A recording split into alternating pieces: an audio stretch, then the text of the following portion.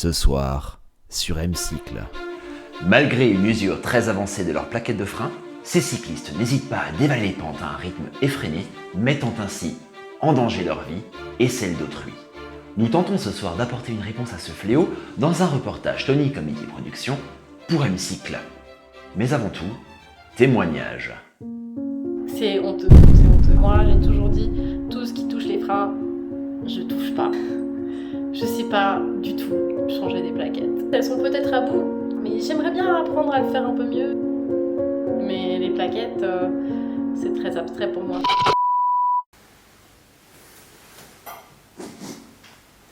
Je suis nul. Je sais pas changer les plaquettes de frein. Non mais t'inquiète, c'est bon là, j'ai commencé. On commence par évaluer l'état des plaquettes qui est déterminé par l'épaisseur de matière restante au niveau de la flèche rouge.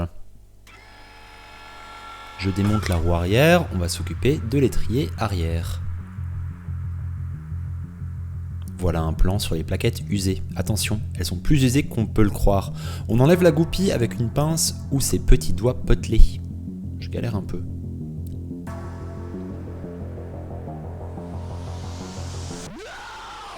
On dévisse l'axe qui maintient les plaquettes dans la bonne direction. Il n'est pas très serré.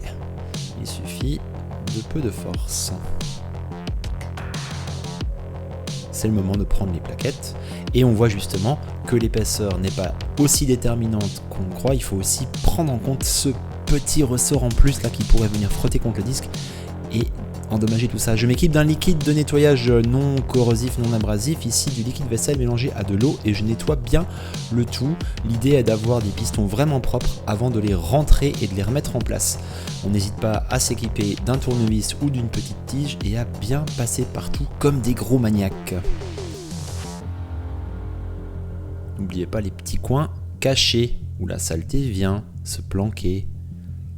C'est maintenant le moment de ressortir les anciennes plaquettes. Je vais les utiliser pour repousser les pistons. Je les remets en place et fais levier avec un tournevis. Il existe un outil spécial pour ceci et vous pourriez également utiliser un démonte-pneus en plastique et appuyer directement sur les pistons si vous voulez.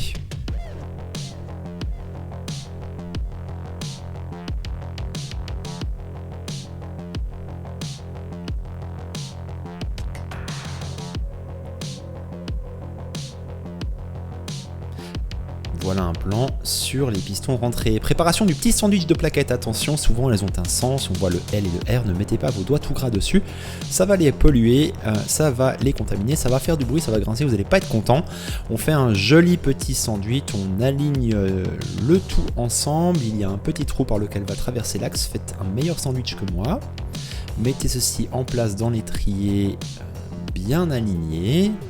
Il tape dessus. Et cet axe-là, s'il est sale, nettoyez-le. S'il est un peu rouillé, mettez-y un petit coup de papier de verre. Remettez-le en place. Ne le serrez pas comme des gros bourrins. Au contact, plus 1/8 de tour, ça suffira largement. De toute façon, il y a la goupille en face qui l'empêche de se faire la malle. Goupille que l'on va remettre tout de go après ce plan sur la nouvelle installation des plaquettes. On a presque fini, on peut remettre la roue en place et vérifier que le montage soit bien fait. Attention, c'est très important avant d'aller rouler de faire un petit mouvement de pompage sur le levier de frein pour que les plaquettes reviennent au contact de disque, sinon le premier freinage que vous ferez dehors ne sera vraiment pas drôle. Petite astuce pour le rodage, afin que les plaquettes transmettent un peu de leur matière au disque, faites quelques freinages brusques mais sans aller jusqu'à l'arrêt complet. Ça permettra de répartir la matière des plaquettes sur le disque et de vous garantir un freinage de qualité optimale. Voilà, abonnez-vous, merci, ciao.